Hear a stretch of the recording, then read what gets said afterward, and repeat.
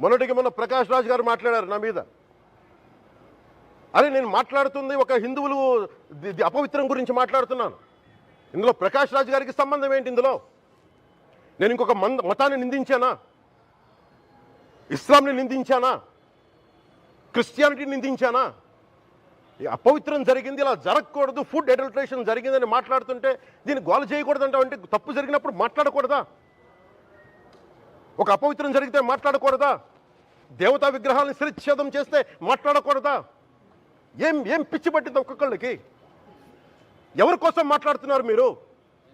ప్రకాష్ రాజ్ కూడా చెప్తా ఉన్నాను, నాకు మీరంటే గౌరవం, I have extreme respect for you. కానీ when it comes to secularism, Prakash Raj గారు, it's a two way, not one. I have extreme respect for you, you know that. మీరు secularism is all, it is not way. హిందువుల మీద దాడినప్పుడు వచ్చి మాట్లాడడం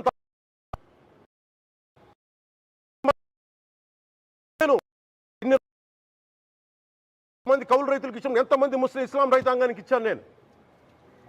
ఇదే ఎన్ని మద్రాసాలకి డబ్బులు ఇచ్చాను నేను, 25 లక్షలు 30 లక్షలు ఇచ్చాను, నేను ఇచ్చినవాడిని. నేను నాకు అన్యమతం ఇస్లాం మీద గౌరవం ఉన్నవాడిని, క్రిస్టియానిటీ మీద గౌరవం ఉన్నవాడిని, చిన్నప్పటి నుంచి కూర్చొని మిషనరీ స్కూల్లో చదువుకున్నవాడిని.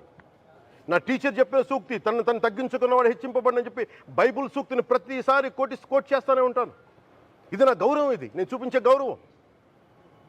మీరు మాట్లాడితే కూర్చొని నేను పాటించే ధర్మానికి అపవిత్రం జరిగినప్పుడు మాట్లాడకూడదు, మౌనంగా ఉండాలి. సెక్యులరిజంకి విఘాతం అంటే ఏంటి? సెక్యులరిజంకి విఘాతం? నా ఇంటి మీద దాడి జరిగినప్పుడు నేను మాట్లాడకూడదా? నా ఇల్లు 10 మందికి ఆశ్రయం ఇస్తుంది. నా సనాతన ధర్మం అన్ని ధర్మాలకి ఆశ్రయం అయితే దానికి దాడి జరిగినప్పుడు, దాని మీద అపవిత్రం జరిగినప్పుడు దానికి కూడా మాట్లాడకూడదంటే ఏం మాట్లాడాలి మీతోటి?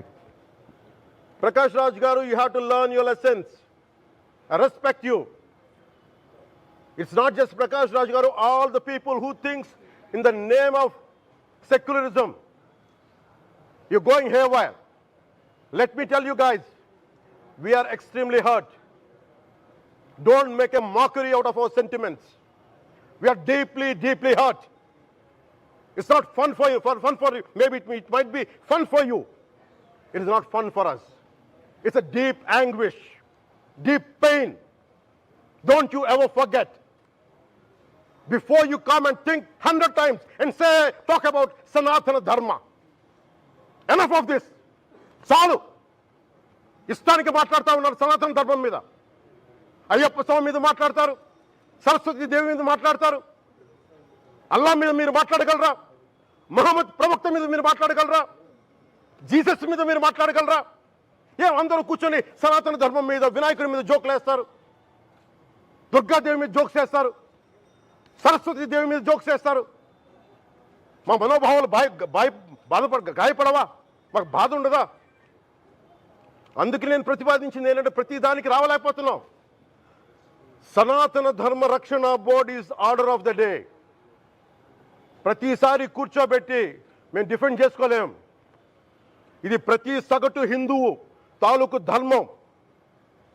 ఇదే ఇస్లాం మీద దాడి జరిగితే ఎంతమంది బయటకు వస్తారు, ఎంతమంది నిరసన తెలియజేస్తారు, రోడ్ల మీదకి రమ్మని చెప్పట్ల. కనీసం మీకు కోపం కూడా రాకపోతే మేము ఏం చేస్తాం? గుడికి వెళ్ళే ప్రతి హిందువు బాధ్యత కాదా ఇది? నా ఒక్కరి బాధ్యతేనా? మా బాధ్యతేనా? మీది కాదా? ధర్మాన్ని పరిరక్షించరాదు మీ బాధ్యత కాదా? ఈయన పొన్నవోలు సుధాకర్ రెడ్డి గారు మాట్లాడేది, పంది కొవ్వు చాలా ఖరీదైంది, ఆ కొవ్వు లడ్డు నెయ్యితో ఎలా కలుపుతారు? నెయ్యి 300 రూపాయలు ఉంటే పంది కొవ్వు 1200 రూపాయలు. బంగారంతో రాగి కలుపుతారా? ఇత్తడిలో పుత్తడి కలపరు.